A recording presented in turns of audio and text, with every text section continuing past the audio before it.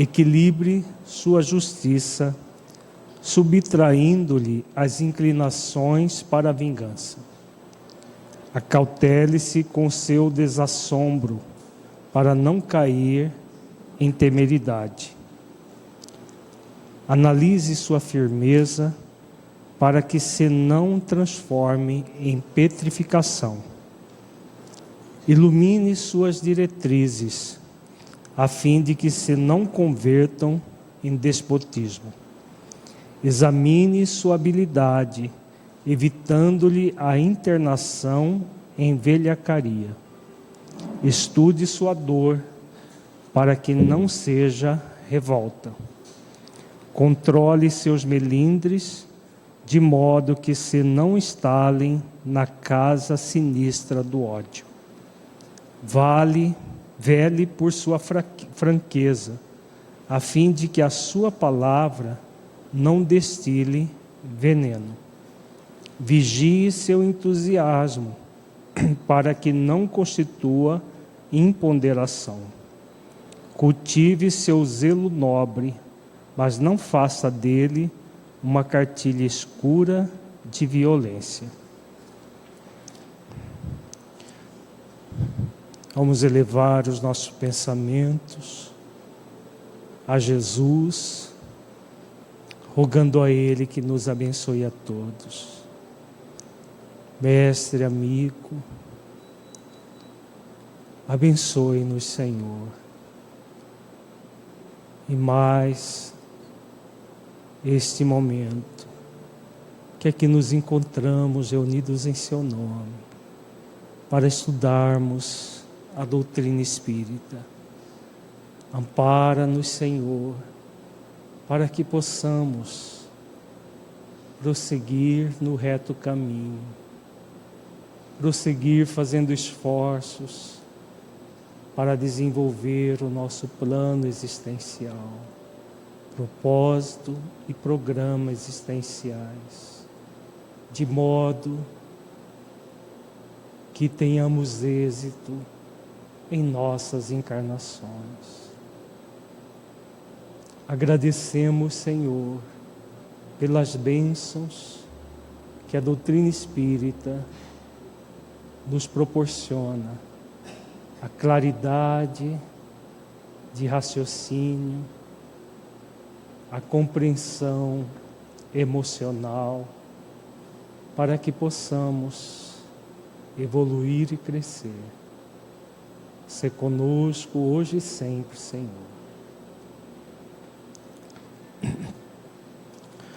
Continuando com a reflexão sobre as dimensões do espírito imortal e o plano existencial, hoje nós trabalharemos o tema, o programa existencial, segunda parte. Começamos a trabalhar no nosso encontro na semana passada. O objetivo é refletir sobre o que é o programa existencial e como desenvolvê-lo. Vamos inicialmente meditar sobre o programa existencial. Feche os olhos, entre em contato com você mesmo em essência, buscando sentir-se um espírito imortal, filho de Deus, aprendiz da vida. Que ideia você faz do programa existencial que todo espírito traz ao reencarnar no mundo? Como é para você esse programa?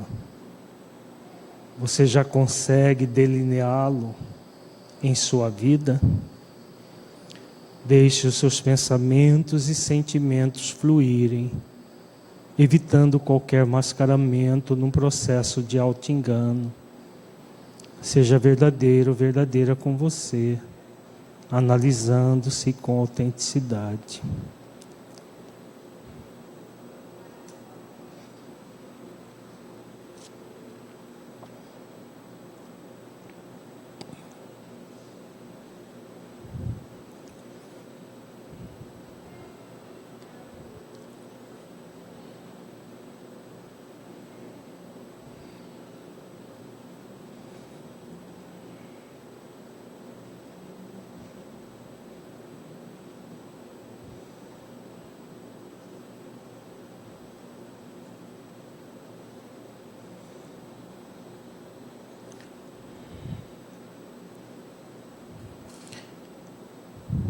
Gradualmente vamos voltando ao estado de vigília para a reflexão doutrinária.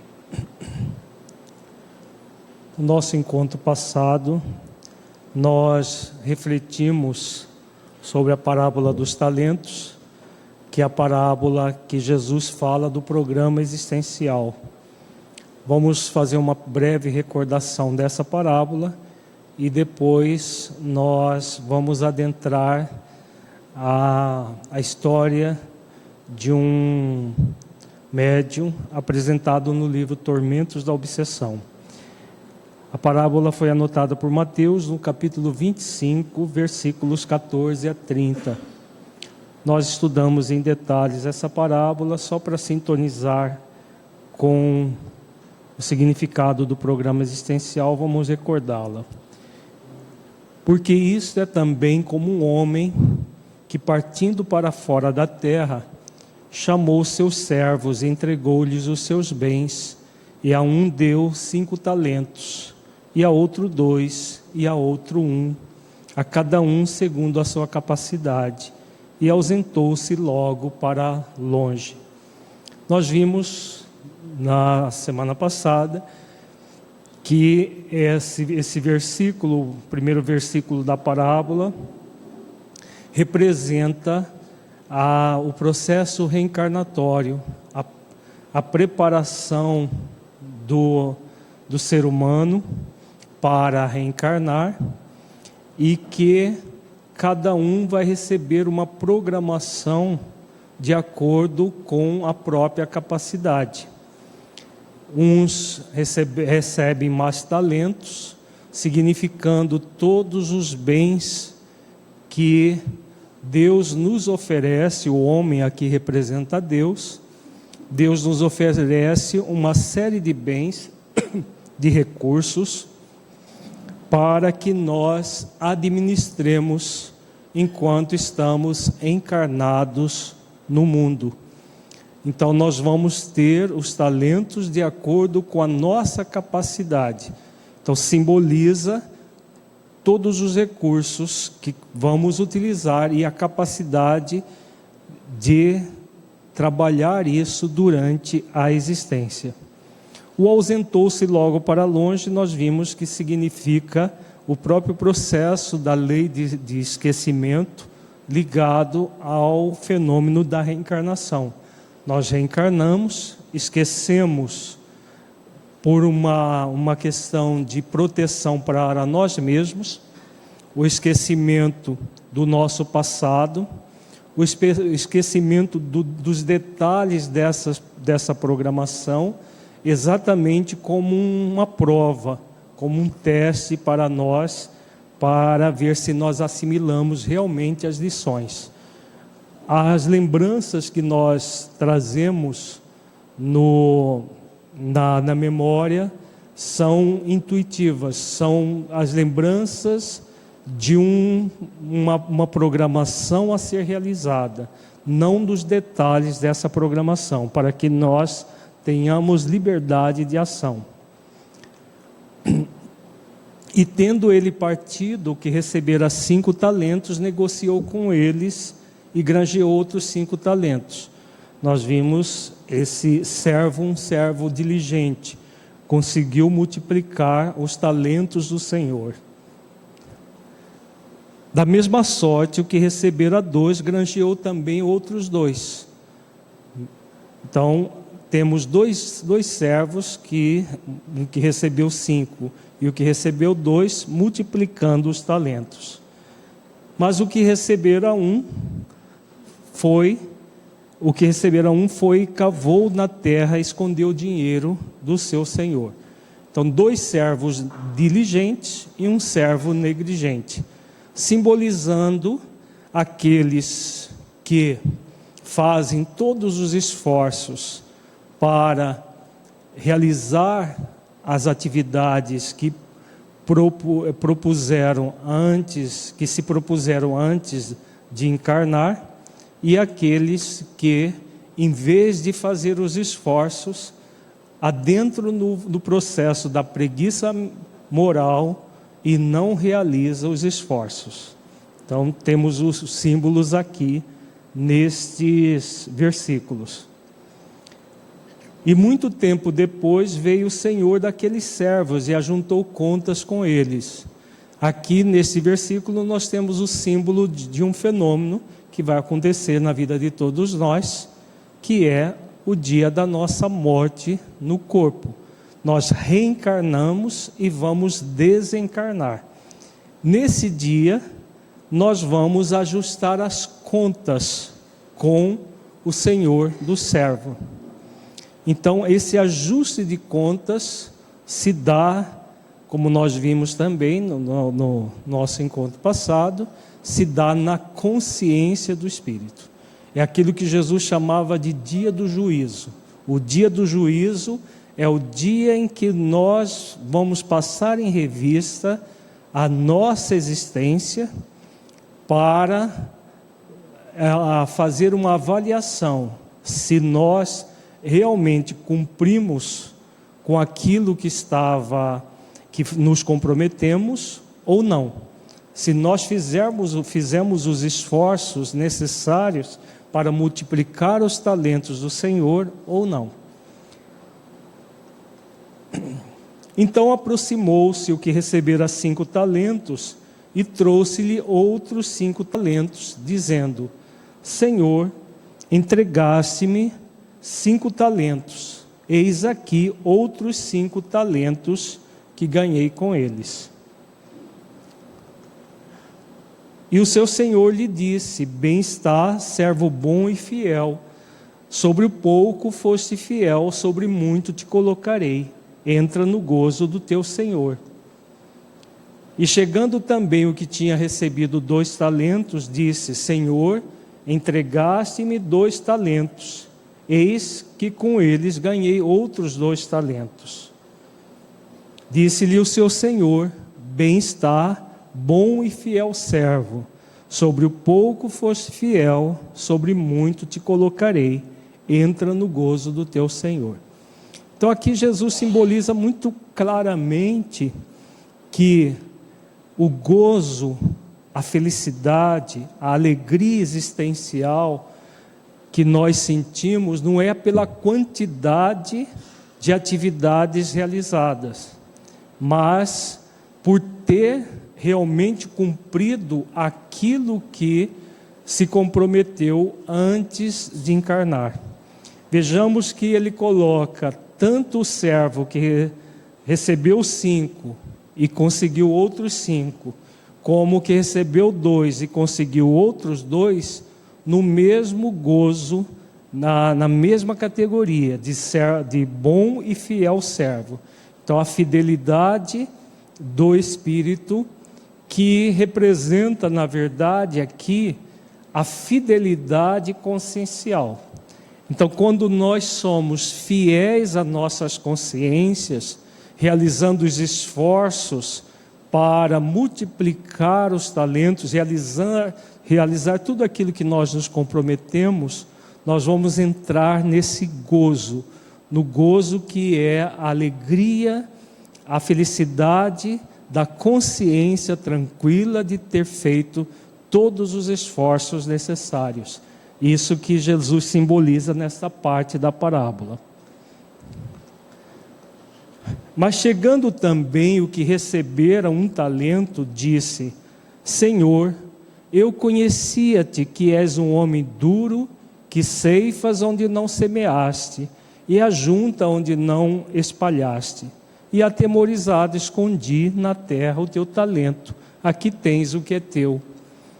Então aqui neste versículo nós temos o símbolo das leis divinas, que são aquilo que elas são. Não é possível ludibriar as leis, especialmente as leis de amor, justiça e caridade, a lei de causa e efeito. Então, tudo aquilo que nós fazemos, nós vamos receber conforme as nossas obras, ensina Jesus. A cada um segundo as suas obras. No caso aqui, nós temos o símbolo da preguiça moral.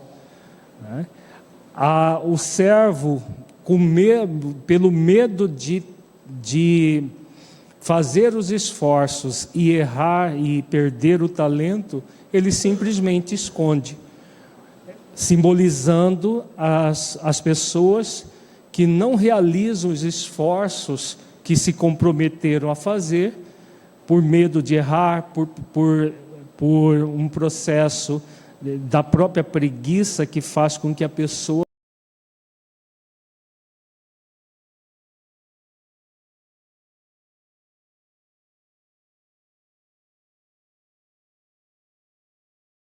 onde não semeei, e ajunto onde não espalhei.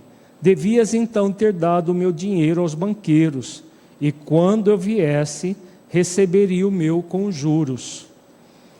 Então aqui nós temos a Jesus colocando a categoria desse servo, mau e negligente. Enquanto que os dois primeiros eram servos diligentes, este aqui negligente.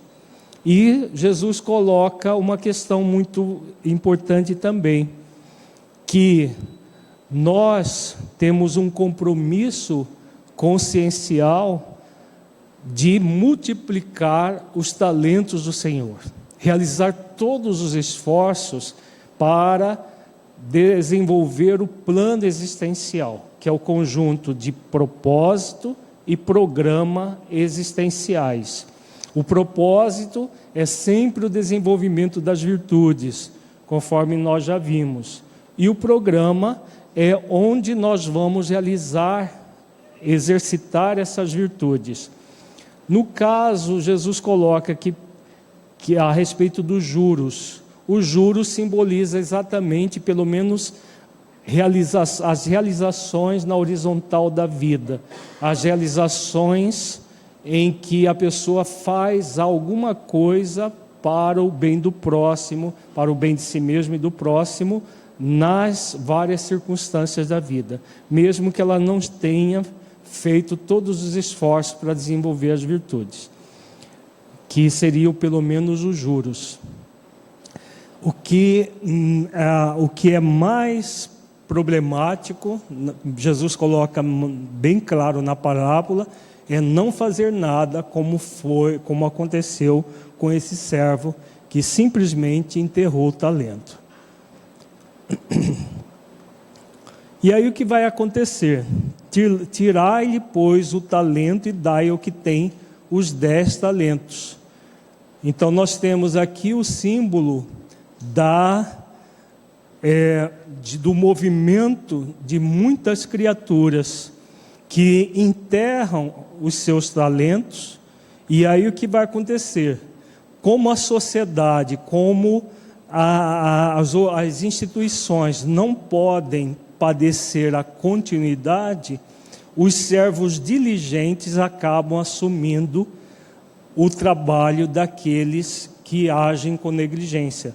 Nós até falamos do exemplo do movimento espírita, que muita gente frequenta o movimento espírita apenas para receber o passe, receber água fluidificada, receber uma ajuda mediúnica, e ainda são poucos aqueles que realmente fazem esforços para se doar na seara de Jesus. Por quê?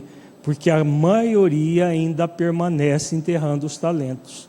E aqueles que se encontram numa posição de maior esforço, acaba realizando os esforços pelos demais que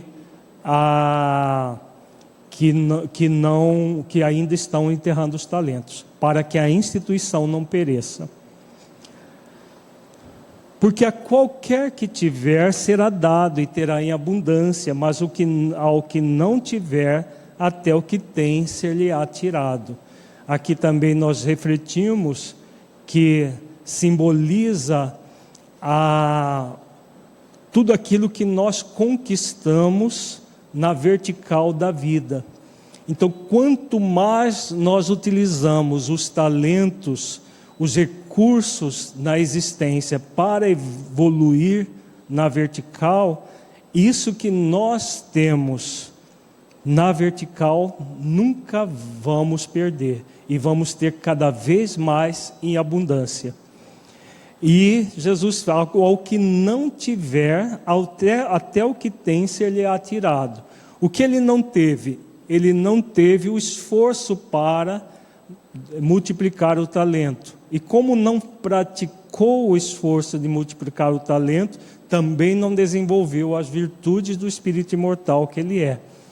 Então aquilo que ele pensava que tinha, que era emprestado para que ele pudesse multiplicar, fazendo os esforços para crescer intelecto moralmente, ele acabou não acontecendo. E isso vai gerar as chamadas reencarnações compulsórias, vai gerar as expiações, em que a pessoa que antes detinha, por exemplo, recursos financeiros, renasce numa pobreza extrema. Aqueles que antes gozavam de uma inteligência, capacidade intelectual para produzir o bem, quando não produzem ou produzem o mal, acabam perdendo essa possibilidade momentaneamente em processos de síndromes genéticas, em processos de ordem cerebrais, para que a pessoa aprenda a lidar com aquilo que ela não valorizou. É o que Jesus simboliza aqui: ao que não tiver, até o que tem ser-lhe-á tirado. Porque o que ele tinha era apenas um empréstimo, mas como não fez os esforços para multiplicar os talentos na vertical da vida, é tirado. Lançai, pois, o servo inútil nas trevas exteriores, ali haverá pranto e ranger de dentes. São as consequências dos atos. Nós vamos ver, a partir deste encontro e nos próximos, várias consequências que surgem para nós mesmos, quando nós não fazemos os esforços para multiplicar os talentos, desenvolvendo o nosso plano existencial. Então essa parábola nós passamos rapidamente, porque estamos recordando. Alguém gostaria de fazer alguma pergunta sobre ela?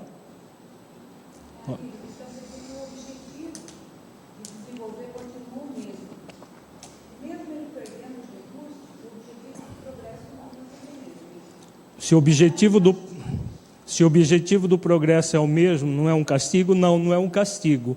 É um aprendizado das consequências. Porque é aquilo que Jesus ensina, cada um segundo as suas obras. Quando nós recebemos de volta o resultado das nossas obras, não significa um castigo. Significa que nós vamos aprender ao passar pelas consequências, aprender que aquele caminho é inadequado. O caminho de enterrar o talento, de não fazer esforços para desenvolver aquilo que nós nos programamos antes de reencarnar, é algo muito grave que o Espírito faz com ele mesmo, como nós vimos na mensagem Contratos Espirituais do Honório no nosso encontro passado. Então é algo muito grave, não fica... o Espírito nunca vai ficar isento das responsabilidades de ter feito isso com ele mesmo. E aí, quando ele padece a falta daquilo que ele abusou, porque não fazer os esforços é um grande abuso, porque nós estamos, vejamos, vamos só fazer uma reflexão aproveitando a pergunta da Ieda. Nós estamos numa encarnação usufruindo quantos bens no planeta? Bens que nós não estamos custeando com dinheiro. Desde o corpo que nós utilizamos, o ar que respiramos, a água, todos os recursos do planeta são recursos esgotáveis, não são? São recursos esgotáveis e que eles existem para que os seres que habitam o planeta possam evoluir. Os seres que não pensam evoluem de uma forma automática, pela lei do automatismo, porque não tem livre-arbítrio, então evolui de qualquer maneira. O ser humano é convidado a evoluir pelo bom uso do seu livre-arbítrio. Então, quando nós, em vez de fazer bom uso do nosso livre-arbítrio, multiplicando os talentos, simbolizando pelo processo de fazer os esforços, e agimos com preguiça moral, o que nós estamos fazendo? Usando os recursos do planeta inutilmente. Então isso tem um preço muito alto, que é aquilo que foi abusado vai faltar. Como, por exemplo, pessoas que desperdiçam recursos naturais, muitas vezes renascem em regiões em que os recursos naturais são muito escassos. Pessoas que destroem, por exemplo, o ambiente, que destroem rios, poluem e fazem tudo isso, renascem em ambientes onde isso tudo vai faltar, para que a pessoa, não como um castigo, uma punição, mas para que elas aprendam a usar bem os recursos. É o que Jesus simboliza aqui, né? Ao que não tiver, porque é um empréstimo, até o que tem ser-lhe atirado. Então aquele empréstimo vai ser tirado para que a pessoa aprenda a usar. Então aquele que abusou do seu corpo, desenvolveu múltiplas doenças, renasce num corpo doentio, numa próxima existência, para quê? Para aprender a utilizar bem o próprio corpo e assim por diante. São recursos da vida para um aprendizado pela dor, porque o espírito se recusou a aprender por amor. Agora nós vamos refletir sobre o atendimento ao médium Edmundo, relatado no capítulo 18 do livro Tormentos da Obsessão, de Manuel Filomeno de Miranda, psicografia de Divaldo Franco, editora Leal. Edmundo estava enveredando por caminhos equivocados, distanciado das promessas realizadas em seu contrato espiritual. Antes de encarnar, o médium Edmundo, como todos nós, passou pela preparação para a realização do seu programa existencial. E, como o mentor Honório ensina no livro Dias Felizes, elaborou, juntamente com os benfeitores espirituais, um contrato. Esse contrato é eminentemente consciencial, mas nós vamos ver agora no relato que existe um contrato escrito mesmo, que fica num pergaminho, um pergaminho de luz na dimensão espiritual. Vamos ver aqui.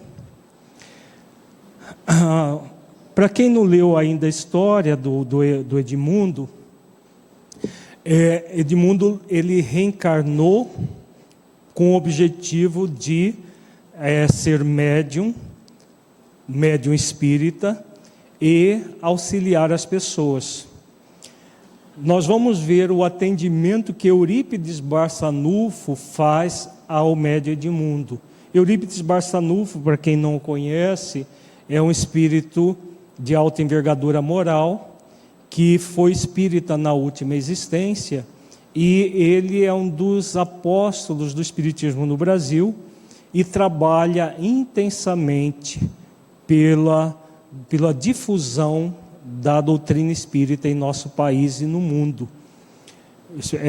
E Eurípides Barçanufo, ele ergueu um hospital no mundo espiritual para atender espíritas falidos. E ele atua não apenas por aqueles que já desencarnaram e foram à falência espiritual, mas ele atua também com aqueles que ainda estão no corpo e orienta, dá conselhos, orientações várias, mas que poucos seguem. Então aqui nós vamos ver as orientações de Eurípides Barçanufo ao médium Edmundo. uma orientação muito significativa que serve para todos nós.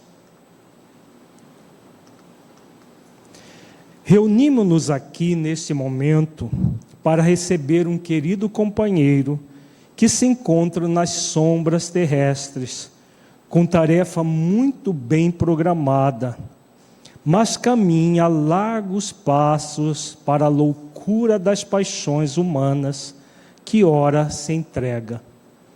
Telementalizado pelos adversários do seu progresso, bem como por sistemáticos inimigos da libertação das mentes humanas das chagas obsessivas, deveremos convidar o companheiro a reflexões acuradas e, mais uma vez, tentar dissuadi-lo dos objetivos vãos que está abraçando com louca sofreguidão, procurando na terra o prazer e o engodo, a fama e a popularidade, esquecendo-se de Jesus, que vai passando para segundo plano, ou pior, que se torna instrumento de atração para os seus torpes desejos de sensações.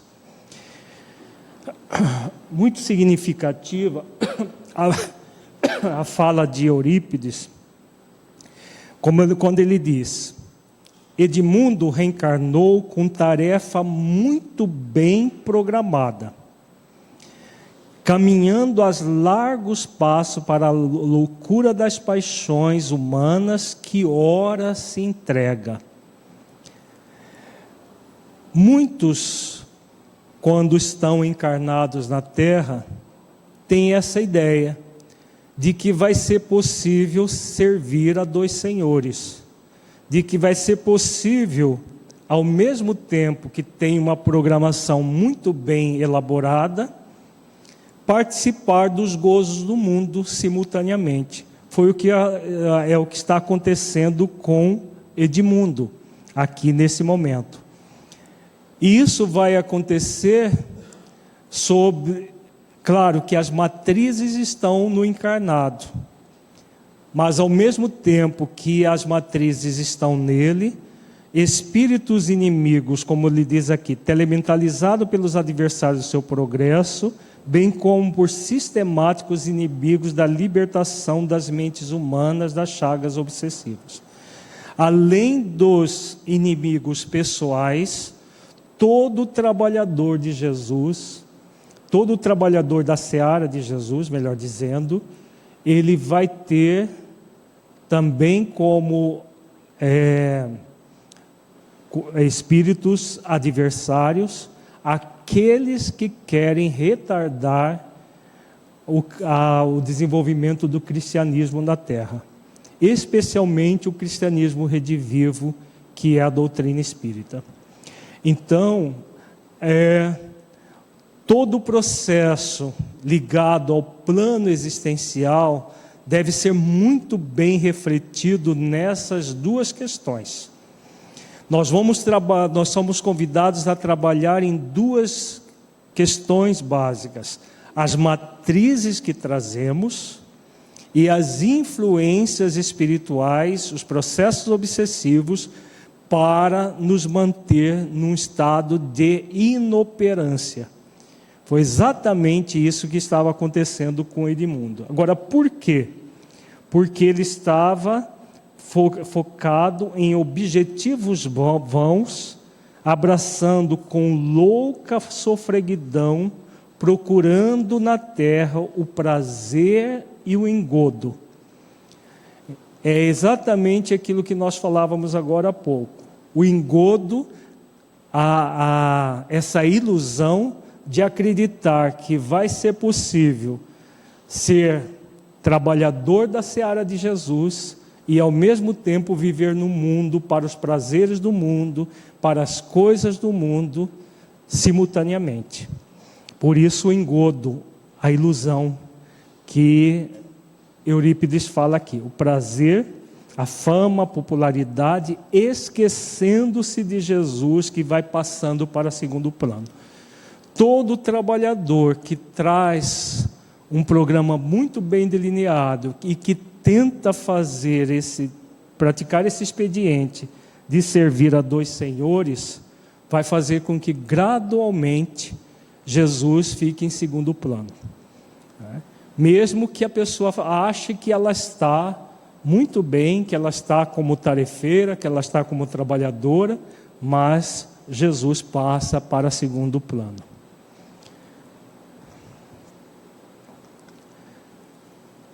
Quando se está muito preocupado com a própria promoção, esquece da razão do trabalho, que passa a lugar secundário. Como a existência física é muito breve e logo se acaba, o iludido desperta no abismo do arrependimento tardio, assinalado pelos sofrimentos demorados. Então, é exatamente o que nós vimos simbolicamente na parábola. O pranto e o ranger de dentes. A pessoa se entrega ao processo da ilusão e só no dia em que o Senhor vem ajustar contas que muitos se dão conta do que fizeram durante a existência. Então essas lições, como o caso do Edmundo, serve de alerta consciencial para todos nós. Vamos prosseguir na história dele, que é muito interessante. Aguardemos, portanto, Edmundo, o servidor em perigo. Então, o que aconteceu? Aqui eles estão, Eurípides está falando para Filomeno de Miranda o que iria acontecer. O Edmundo foi desdobrado do corpo físico por alguns benfeitores e levado até a colônia espiritual, de onde ele partiu, com a supervisão do próprio Eurípides Barçanufo. Nesse Comenos, um grupo de amigos espirituais deu entrada no recinto trazendo Edmundo adormecido, que foi colocado em uma cadeira confortável e acolhedora. Pude observar que se tratava de um jovem que ainda não completara 40 janeiros. O seu era um sono inquieto, que demonstrava desalinho interior. Embora a aparência agradável, o corpo perispiritual apresentava-se com estranhas exteriorizações vibratórias, particularmente nos centros coronário e genésico. Então, aqui é uma breve descrição de Filomeno de Miranda, de Edmundo desdobrado do corpo. Sono inquieto, desalinho interior, o corpo perispiritual com estranhas exteriorizações vibratórias. Então ele já estava, apesar de ter apenas 40 anos, já com manifestações de problemas no perispírito, particularmente no centro coronário, que é o centro de força aqui do sexto chakra, e o genésico, que é o segundo chakra ligado às questões sexuais. Aliás, coronário é o sétimo, aqui é o frontal, tá? Então o sétimo chakra, que é o chakra ligado ao fenômeno mediúnico, mas também ao fenômeno obsessivo. Como Edmundo estava conectado com um processo obsessivo muito sério, inclusive depois desse atendimento eles atendem também o espírito que estava o perseguindo, aquele que tinha ligação pessoal com ele. Ele estava colocando em risco o próprio fenômeno mediúnico devido à obsessão. Alguma pergunta até agora, gente? Emitiam ondas de cores quentes, intermitentes, denunciando o comprometimento dos fulcros geradores de energia. Continuando a observação com mais cuidado, percebi-lhe dilacerações no campo modelador biológico de procedência inferior, que iriam manifestar-se posteriormente no corpo somático.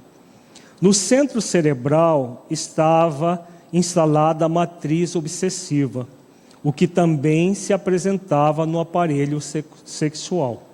Certamente os plugs de ligação haviam sido deslindados magneticamente naquele momento pelos assistentes que o trouxeram para o encontro especial. Então, novamente, Filomeno continua descrevendo o que ele percebeu em Edmundo: lesões no perispírito que já estavam por se manifestar no corpo físico. Nenhum processo de tentativa de servir a dois senhores, de cultuar o prazer pelo prazer, é inócuo para o espírito. Vai sempre gerar alterações no corpo perispiritual, que acaba por ser somatizado no corpo físico. Como ele diz aqui, há tanto o centro cerebral, que é o sexto chakra, o sétimo é o coronário, o cerebral é o sexto, e principalmente o segundo chakra, já com manifestações de alterações no aparelho sexual. E os plugs mentais de ligação com os espíritos obsessores. Saudamo-lo muito cordialmente em nome de Jesus, a quem servimos. Aqui nos reunimos e o recebemos carinhosamente, com o objetivo de recordá-lo que esta não é uma viagem de recreação espiritual ou de compensação emocional. Objetivamos, isto sim, acordá-lo para o cumprimento digno das responsabilidades assumidas antes do berço e que neste momento encontram-se em grave perigo para a sua concretização. Vejamos a bênção que é isso. Nós programamos antes de encarnar, os benfeitores espirituais nos auxiliam de todas as maneiras, nós vamos ver detalhes de como essa programação é feita. Reencarnamos, temos o convite consciencial de realizar as ações, e ao mesmo tempo, quando de alguma maneira nós estamos indo para caminhos equivocados, espíritos que velam por nós, que muitos deles avalizaram a nossa reencarnação, nos relembram das responsabilidades assumidas. Muitos reclamam: mas eu não lembro aquilo que eu prometi, então não tenho responsabilidade nenhuma. Isso fala do preguiçoso. Por quê? Nós não lembramos para o nosso próprio benefício, porque se nós, não tem como a memória ser seletiva. Você lembra só as coisas boas e as coisas más ficam esquecidas. Se nós lembrássemos, nós iríamos lembrar também os desmandos que nós produzimos antes de encarnar. Então seria praticamente uma tortura para nós convivermos com pessoas que muitas vezes nós agimos como criminosas com elas. Então o esquecimento ele é providencial.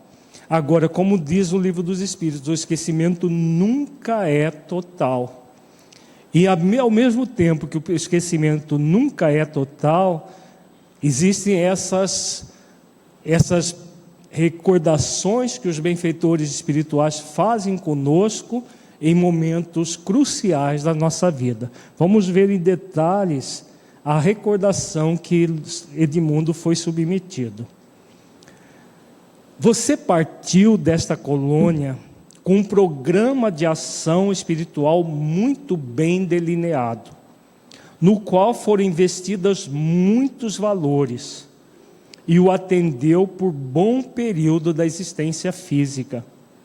Abeberando-se na inexaurível fonte do Espiritismo, saciou a sede de informações e despertou para a tarefa que deveria realizar. A mediunidade franqueou-lhe o acesso à espiritualidade, que jamais deixou de regatear-lhe auxílio e apoio. Agora, quando a notoriedade o alcança, facultando-lhe ensejo para ampliar o campo de serviço e dedicação a Jesus e a sua doutrina, você começa a comprometer-se com a frivolidade e o mundanismo. Então, no caso do Edmundo, ele tinha ainda um agravante. Qual era?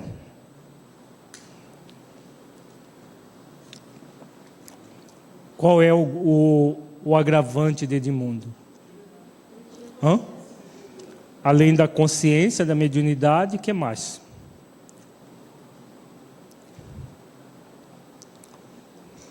Ele começou bem a atividade. Ele começou bem e na hora que ele já estava adquirindo maior fama, maior visibilidade do trabalho, foi nessa fase que ele começou a acreditar que seria possível servir a dois senhores. E a Filomeno coloca, aliás, Eurípides coloca aqui, que a ação espiritual foi muito bem delineada, no qual foram investidos muitos valores. Que valores são esses? Usando a linguagem da parábola? Muitos talentos. Então foram investidos muitos talentos em Edmundo, porque a capacidade dele era grande. Porque cada um recebe conforme a sua capacidade, como nós vimos. Mas, em vez de ele prosseguir fiel ao compromisso assumido, começou a se comprometer com a frivolidade e o mundanismo. Entendemos que esses adversários já se lhe encontram fixados no espírito, responsáveis que foram por mais de um insucesso em existências anteriores. Todavia, esta é a sua oportunidade feliz para servir ao Senhor e não para dele servir-se, como vem fazendo, repetindo a insânia para o qual recebeu altas dosagens de energia libertadora. A mediunidade ostensiva é compromisso muito grave de consequências relevantes, que não pode ser utilizada mediante a irreverência e o despautério. Então, a questão do Edmundo era basicamente algo relacionado a quê? Nós já estudamos isso aqui. Qual era o grande problema dele? Além do processo obsessivo, ele surge a partir de matrizes nossas, né? Então, esse movimento do Edmundo ligado ao mundanismo, à frivolidade, ele estava vindo de existências anteriores. Então, ele trazia subpersonalidades ainda focadas na frivolidade e no mundanismo. Quando nós trazemos essas tendências do passado, qual é o nosso movimento? Qual deve ser o nosso movimento? Todos nós, de alguma maneira, trazemos as nossas limitações do passado a serem transformadas, que assomam na nossa vida como subpersonalidades, como tendências. E o que fazer com essas tendências? Nós temos 3 opções, sempre para lidar com as nossas questões interiores. Quais são?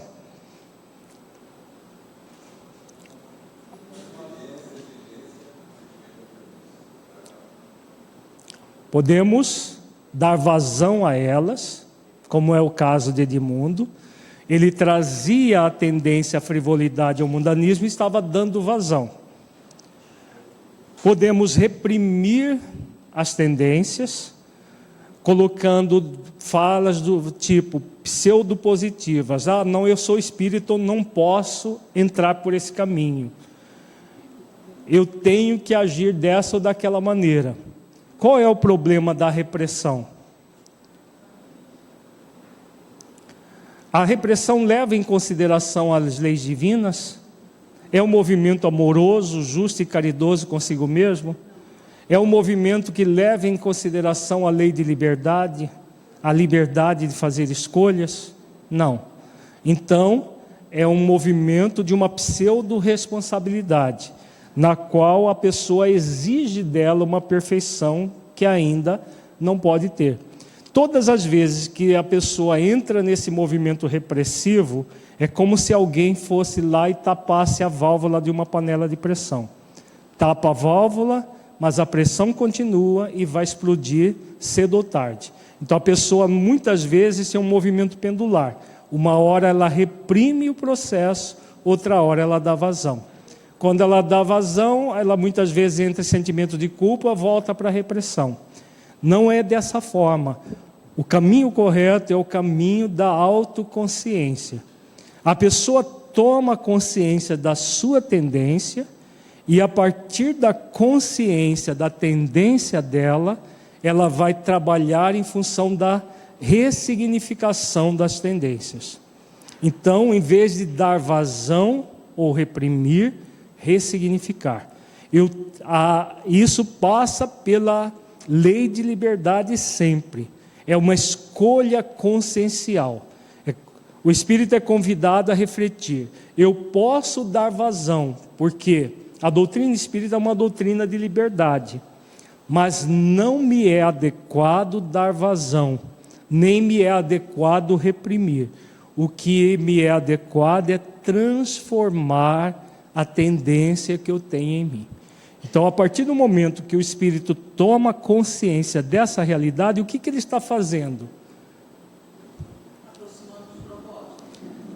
Desenvolvendo o propósito existencial, que é o desenvolvimento das virtudes. Porque não adianta fazer na horizontal da vida, reprimindo os sentimentos.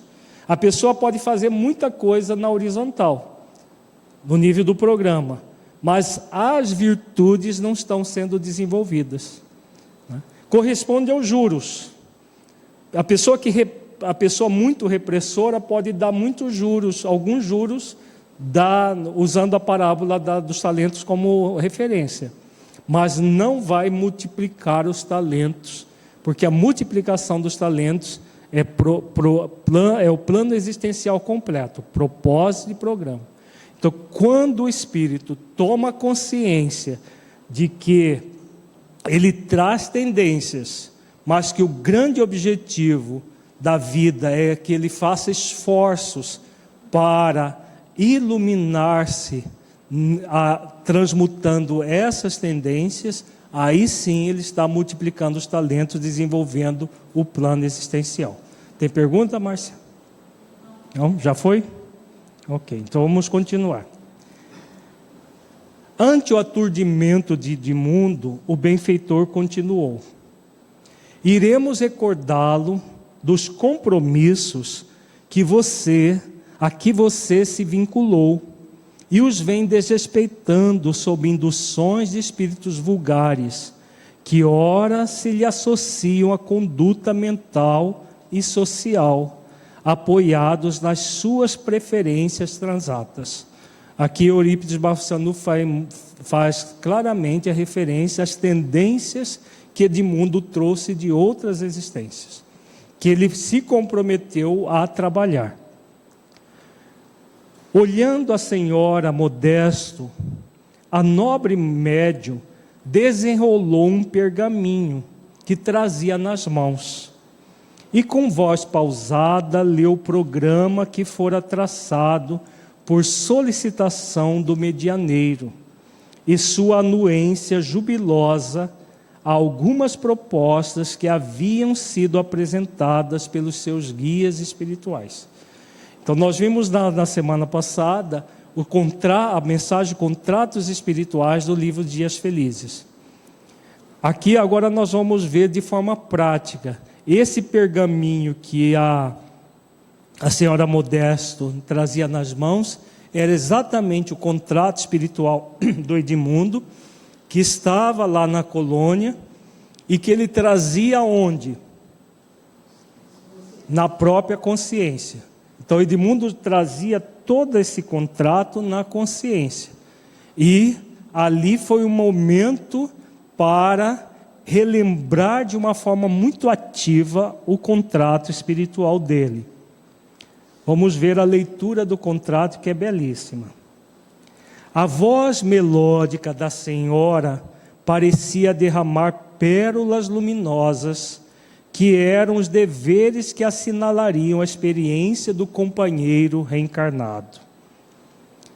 Você prometeu, prosseguiu com a leitura do documento, canalizar para Jesus e sua doutrina quaisquer homenagens e triunfos que lhe chegassem.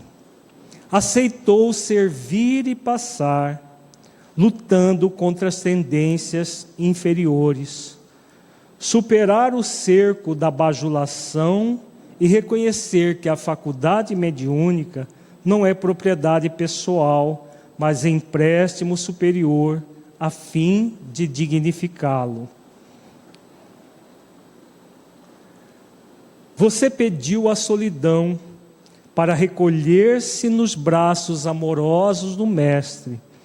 Rogou o convívio com os sofredores, a fim de enxugar-lhes as lágrimas através das bênçãos da mediunidade. Suplicou a simplicidade de coração, de forma que pudesse entesourar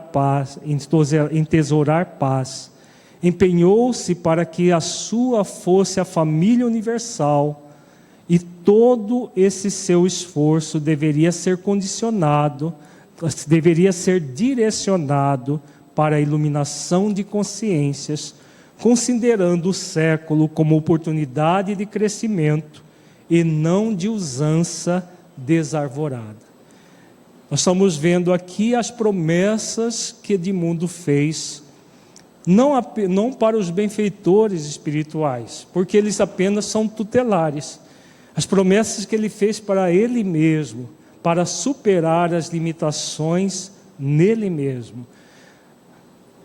Todas as vezes que alguém o elogiasse, ele tivesse a consciência de que aquele elogio não era por ele, era Jesus que a pessoa estava vendo a partir dele. Então, oferecer a Jesus todo e qualquer agradecimento, todo e qualquer elogio, toda qualquer referência a ele. Outra coisa, pediu a solidão. Quantas pessoas pedem a solidão, pedem uma encarnação em que elas não vão ter uma família, como uma necessidade de ressignificar mau uso da própria família, da própria relação afetiva no passado, e quando chega aqui, quer realizar ações que não estão no programa existencial, produzindo toda uma série de problemas que não estão previstos na vida dessa pessoa, que vão, inclusive, prejudicar o trabalho que ela tem a desempenhar durante a existência. Aqui ele fala do convívio com os sofredores, para enxugar-lhes as lágrimas, simplicidade de coração para entesourar a paz, sobretudo iluminação de consciências. Tudo isso o Edmundo se comprometeu perante ele mesmo. Por alguns minutos, a médium vitoriosa repassou as informações contidas no pergaminho em luz até concluí-lo. Será que é só Edmundo que tem um pergaminho desse, gente? Não. Todos nós temos um pergaminho desse. E que volta e meia, os benfeitores nos relembram do que está escrito nesse pergaminho.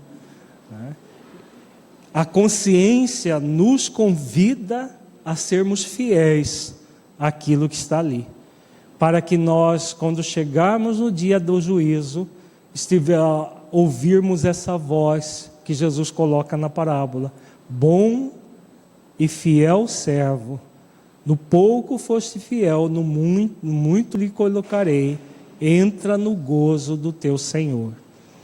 Todos nós trazemos um pergaminho assim, essas promessas. Fala, Márcia. Como fazer exercício? Daqui a pouco o Eurípides te dá a resposta. ele mostra pro Edmundo o que fazer. Silenciando, Eurípides perguntou-lhe com tristeza na voz.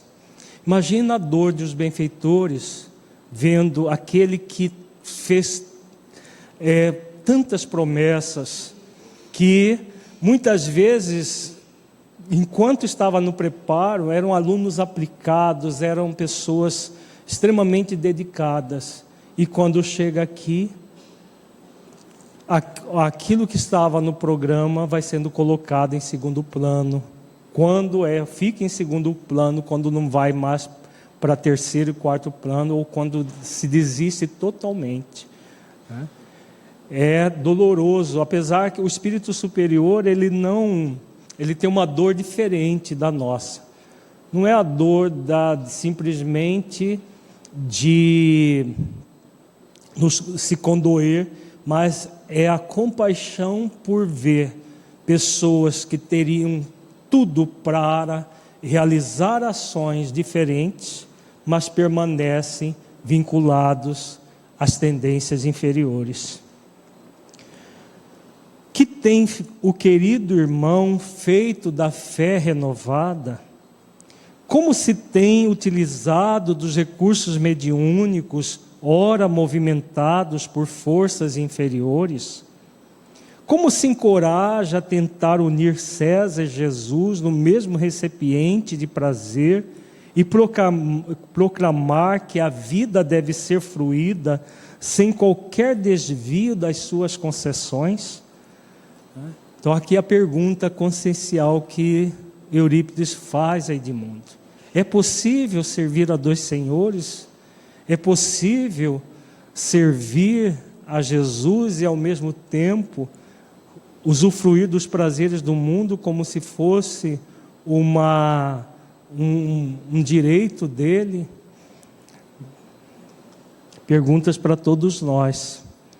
Outras interrogações foram apresentadas com amor e severidade, a fim de que ficassem impressos na memória espiritual todos os acontecimentos daquela noite incomparável. Nunca faltam recursos preciosos para a preservação da saúde interior. Aqui é a resposta da sua pergunta, Márcia. Tais a oração, as leituras edificantes, o trabalho de socorro fraternal, tanto quanto social, que diz respeito aos valores existenciais, a meditação, o espairecimento sadio, a conversação edificante, o intercâmbio de pensamentos elevados. Somente dessa forma é possível preservar o psiquismo das incursões desastrosas propiciadas pelos servidores das paixões subalternas. Vejamos esse parágrafo que é muito importante, vamos nos ater a ele. Tendências inferiores, quem está no planeta de expiações e provas, quem não tem? Todos nós. Se nós não tivéssemos tendências inferiores, não estaríamos na dimensão física, num planeta de expiações e provas, nesse momento tumultuado.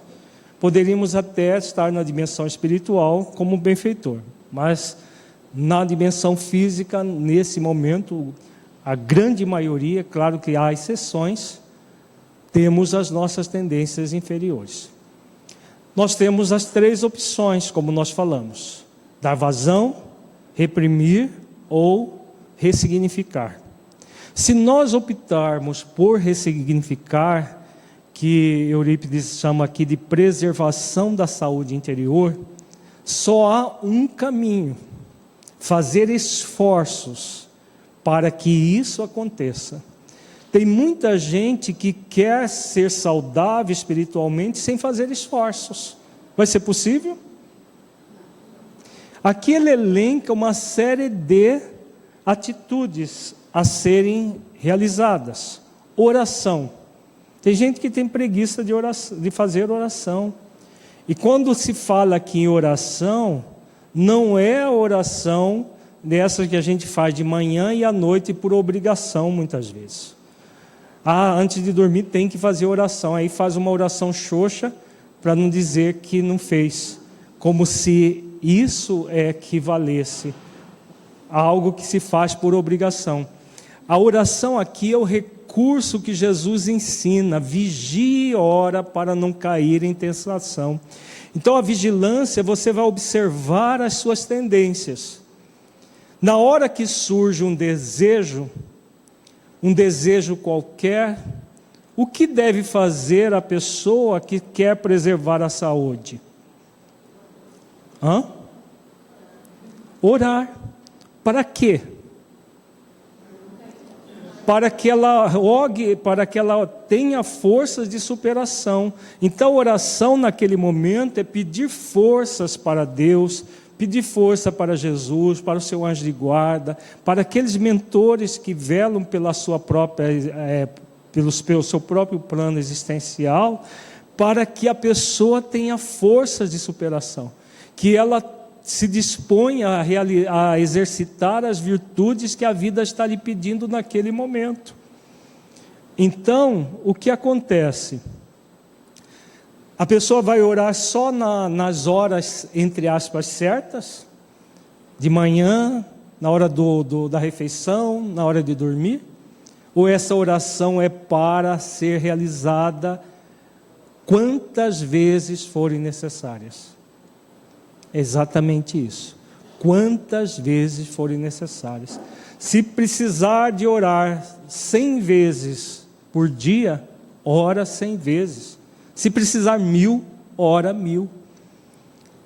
Porque essa oração aqui não é aquela que você vai ficar lá 10 minutos recitando palavras decoradas ou não. É o meu Deus me ajude a me libertar dessa tendência que eu trago.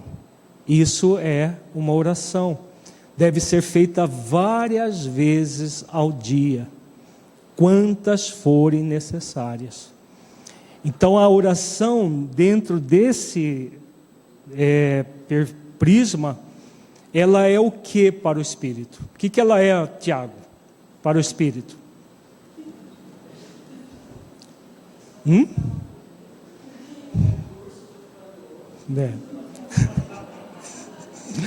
A oração nesse prisma é um instrumento de aperfeiçoamento do Espírito, um instrumento para que o Espírito possa se libertar das tendências que ele traz das subpersonalidades anteriores. Muito significativo.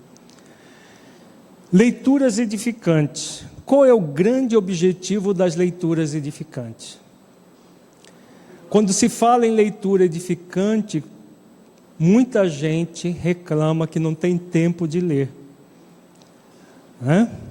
Mas tem tempo de ler Facebook, de ler tudo que recebe no WhatsApp, de ler a Twitter e outras coisas mais. Mas leitura edificante passa longe. Tem tempo de assistir todos os filmes da moda, tem tempo de ver televisão horas a fio, tem tempo de ficar no computador, no celular horas a fio.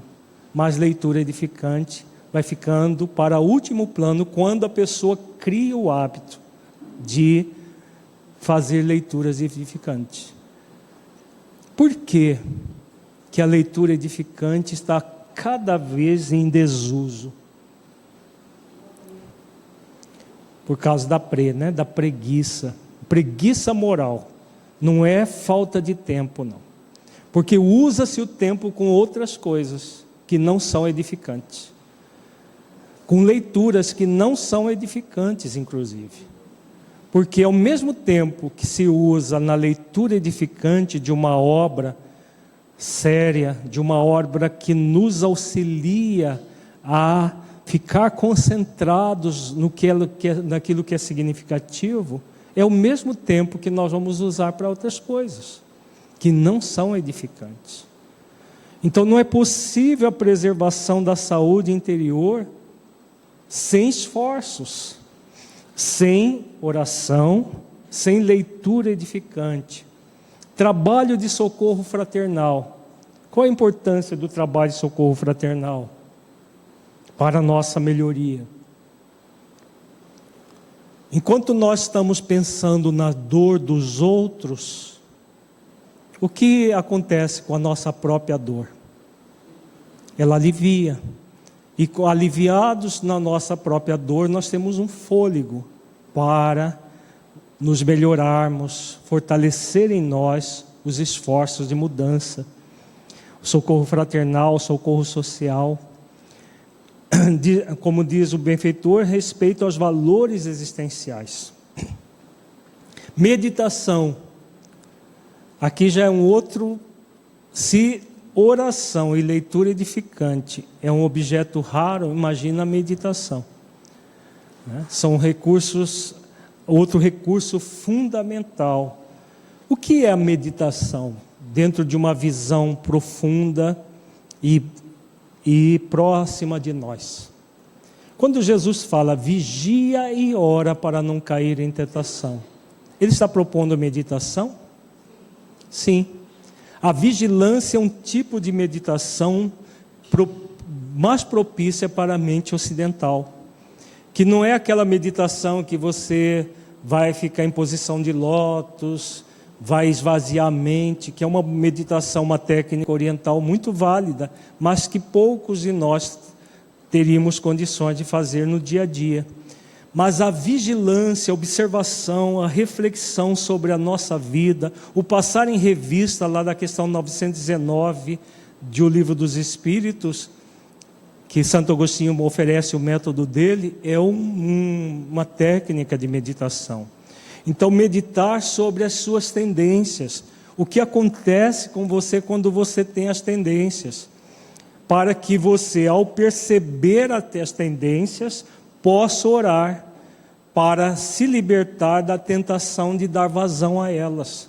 Em vez de dar vazão, medita, vigia e ora. Medita e ora, analisando-se para poder tomar as providências necessárias. O espairecimento sadio é um problema, o lazer, a diversão. Só é um problema quando nós caímos no processo sensualista do mundanismo. Aí é um problema. Mas existem muitas formas de se obter o espairecimento sadio, que diz o benfeitor.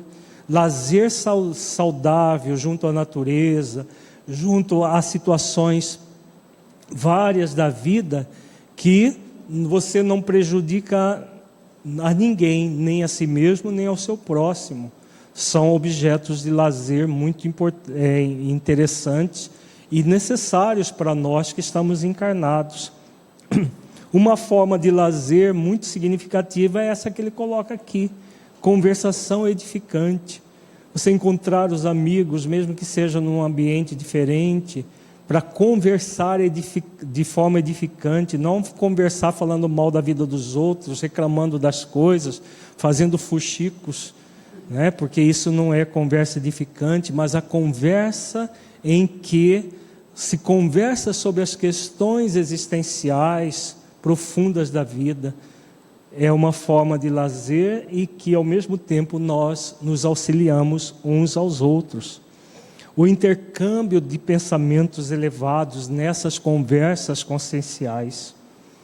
E aí conclui Eurípides: somente dessa forma é possível preservar o psiquismo das incursões desastrosas, propiciadas pelos servidores das paixões subalternas. Então não é possível saúde emocional, saúde espiritual, sem investimento. Desejar tudo isso simplesmente esperando que um dia desses nós vamos ser saudáveis, porque nós desejamos tanto, é pura ilusão. Todos nós podemos sim ser cada vez mais saudáveis, investindo nesse caminho. Nesse sentido, caro irmão, tem se permitido a cultura da ociosidade espiritual, negligenciando os deveres. Então, em vez de utilizar dos recursos espirituais, o que Edmundo estava fazendo? Ociosidade espiritual, negligenciando os deveres, para ter tempo de entregar-se ao culto da personalidade e ao prazer das rodas elegantes do anedotário picante e vulgar, tanto quanto da exibição de valores que estão longe de ser legítimos. Para onde pretende direcionar os passos? Que tem feito dos tesouros mediúnicos que deveriam ser aplicados para enxugar lágrimas e diminuir aflições? Onde o devotamento à causa do bem? Então, em vez de realizar os esforços, tudo aquilo que o benfeitor elencou, Edmundo estava se entregando a outras atividades de outras formas. A simples presença nas reuniões que propicia a exaltação do ego, nas quais a chocarrice e a insensatez campeiam, somente traz maior contingente de responsabilidade não atendida. Torna-se urgente que faça uma avaliação de conduta, a fim de retomar a charrua sem olhar para trás. Fracasso hoje significa compromisso adiado para mais tarde, com aumento de graves deveres. Então, quando nós enterramos os talentos, o que vai acontecer? O pranto e o ranger de dentes. É o que Eurípides adverte Edmundo aqui. Quando nós escolhemos esse caminho da exaltação do ego, das frivolidades, das questões puramente materiais, sem fazer os esforços que a vida nos convida, nós estamos diante desse movimento aqui.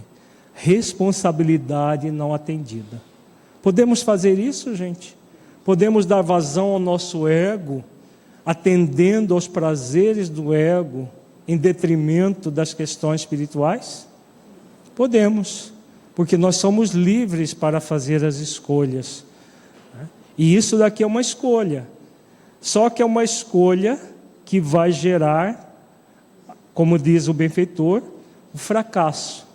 Compromisso adiado para mais tarde, com aumento de graves deveres e com todo o sofrimento advindo desse processo. Este nosso reencontro deve facultar-lhe a despertar da consciência e a visão real do compromisso com o corpo efêmero. Não negamos a contribuição da psicanálise a que recorreu para a elucidação dos enigmas que dizem respeito ao sexo e aos conflitos que dele se derivam. Todavia, convém considerar que o ser não se origina no momento da concepção fetal. A sua carga genética é desenhada antes desse instante, através do qual o espírito mergulha no fenômeno carnal. Aqui, novamente, Eurípides faz mais um chamamento. Edmundo, apesar de médium espírita, o que ele fez? Ele buscou um psicanalista para, muito provavelmente, dizer para ele que o problema dele era a falta de sexo. E aí, para o psicanalista tudo é sexo, uniu fome com vontade de comer, né? Porque os desejos de sensualista que ele trazia vinha nessa direção. E ele trazia algumas inibições de ordem sexual para, conforme orienta Eurípides, para atender às necessidades de evolução dele próprio. E ao buscar alguém que falasse aquilo que ele gostaria de ouvir, ele simplesmente entra num processo de uma profunda irresponsabilidade. Mas por quê? Porque havia um desejo disso. E aí o alerta do benfeitor, despertar da consciência, a visão real do compromisso com o corpo efêmero. Nós estamos no corpo para desenvolver um plano existencial. Nós não estamos no corpo para usufruir prazeres do corpo e simplesmente voltar para a dimensão espiritual mais vazios do que entramos. As heranças morais se delineiam com futuros compromissos a serem resgatados, necessitando mais de seriedade moral na conduta do que placebos psicológicos, que contribuem para a aparente melhora, mas não resolvem em profundidade o problema das responsabilidades assumidas, que ressurgirão em outras expressões. Aqui, novamente, Eurípides faz uma reflexão muito profunda. As heranças morais se delineiam como futuros compromissos a serem resgatados e pedem de nós seriedade moral. A psicologia é uma ciência respeitável, mas dependendo da corrente psicológica que a pessoa busca, ela vai encontrar aquilo que o benfeitor coloca aqui, placebos psicológicos, e não uma postura de seriedade frente à vida. Então, aquele que busca o placebo psicológico, teorias que ajudam a pessoa a realizar ações que ela não deveria realizar, mas que ela coloca aquilo como a chancela científica, entre aspas. Qual é o objetivo? Simplesmente de colocar a questão da ciência mandando ela fazer aquilo que ela de fato gostaria, mas que a vida convida para a seriedade moral. Você solicitou determinadas inibições de natureza sexual a fim de dedicar-se ao amor desinteressado de paixões, a convivência com os sofredores, compreendendo-lhes os transes por que passam, a renúncia de alguns prazeres, de modo a oferecer maior contributo aos labores espirituais. Ademais, tornando-se visível o seu trabalho espírita, não lhe cabe o direito de desnudar os próprios conflitos e apresentar soluções equivocadas, que irão servir de modelo para outros corações atormentados, que buscarão a fuga ao invés do enfrentamento libertador. Aqui Eurípides fala de um agravante que Edmundo estava realizando. Que agravante é esse? Servindo de exemplo para outras pessoas. Como ele era um médium espírita que estava adquirindo já notoriedade, ele começou a fazer a apologia ao sexo livre nas próprias atividades espíritas que ele fazia. Como muitos hoje em dia utilizam o próprio movimento espírita para fazer apologias da sexualidade irresponsável, dizendo que não, todas as pessoas têm o direito de fazer o que bem lhe aprouver. Sim, elas têm o direito conforme a lei de liberdade, mas é importante lembrar que os direitos só vão ser usufruídos realmente quando nós praticamos os deveres. Nós temos o direito de sermos felizes, mas a felicidade vai ser conquistada não por simplesmente colocar o prazer em primazia na nossa vida, mas é pelo dever que nós vamos desenvolver a felicidade. Então,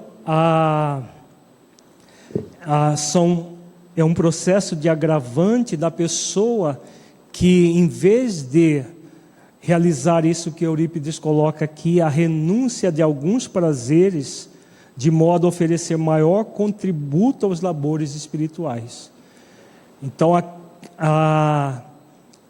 em vez de da busca do prazer pelo prazer, simplesmente como se fosse um direito do espírito, sem prática do dever, ele é convidado à renúncia dos prazeres para servir na seara em que se comprometeu.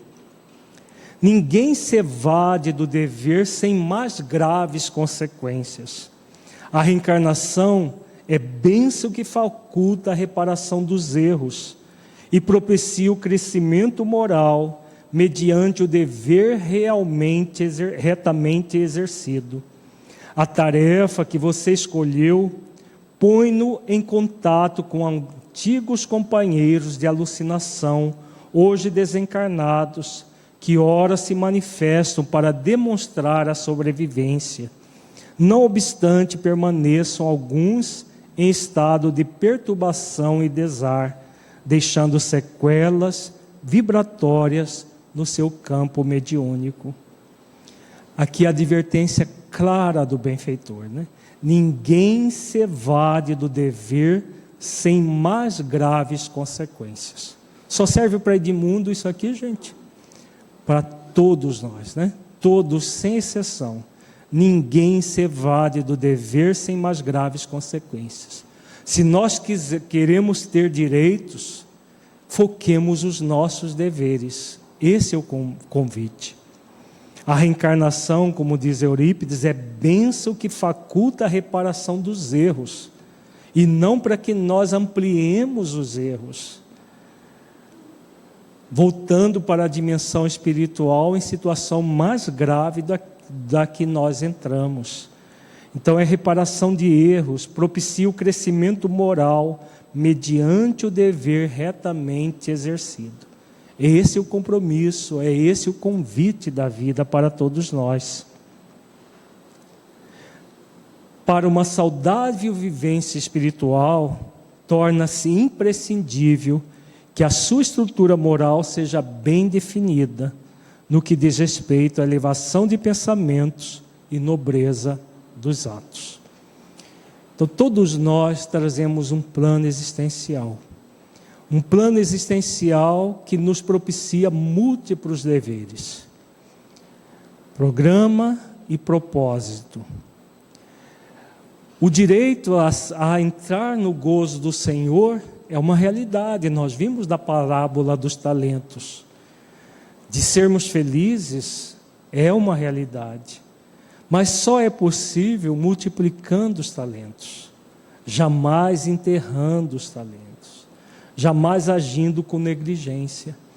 É essa mensagem no nosso estudo reflexivo de hoje. Refletir no que nós estamos fazendo para as nossas vidas. Nós estamos no movimento de uma saudável vivência espiritual, num processo de estrutura moral bem definida, ou estamos negligenciando as oportunidades que a vida nos oferece? Podemos negligenciar, mas não nos convém. Perguntas do que nós vimos até agora? Vamos fazer a nossa avaliação reflexiva, então. Feche os olhos, entre em contato com você mesmo em essência, buscando sentir o conteúdo estudado neste encontro.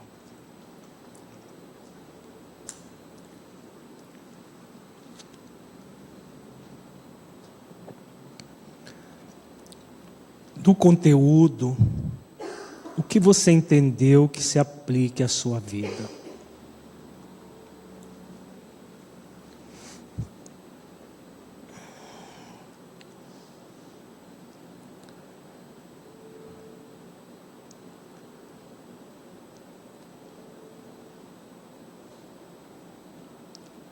O conteúdo estudado mudou a forma como você entende o programa existencial? Em caso positivo, que mudança foi essa?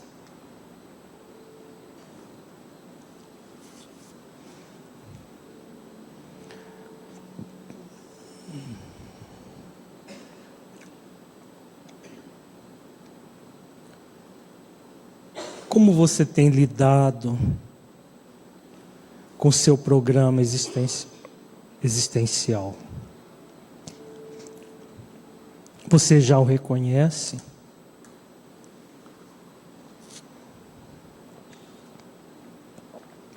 Tem feito esforços para desenvolver as virtudes do seu propósito, de modo a cumprir o seu programa?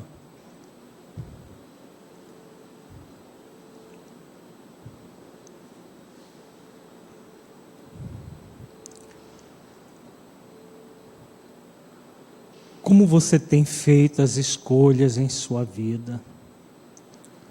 Você tem feito escolhas conscienciais, nas quais você cumpre o seu dever,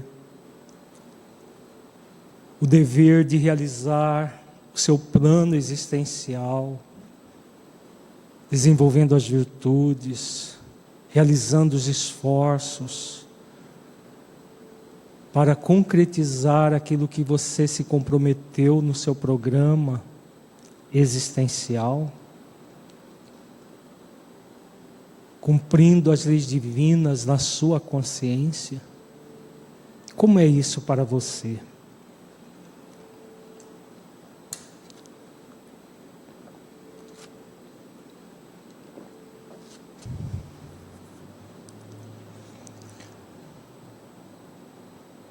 Senhor Jesus, Mestre, amigo, agradecemos, Senhor, pelas bênçãos das reflexões que realizamos nesta noite. Ampara-nos para que possamos ser fiéis até o fim ao nosso plano existencial. Que possamos ser servos diligentes, que dão o melhor de si mesmos para multiplicar os talentos que a vida investe em nós. Gratidão, Senhor, por poder compreender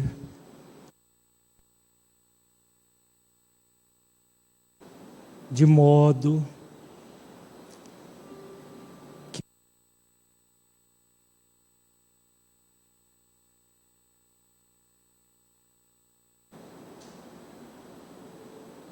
fortaleça-nos para que esses conteúdos não fiquem apenas no nosso intelecto, mas que nos auxiliem no progresso moral.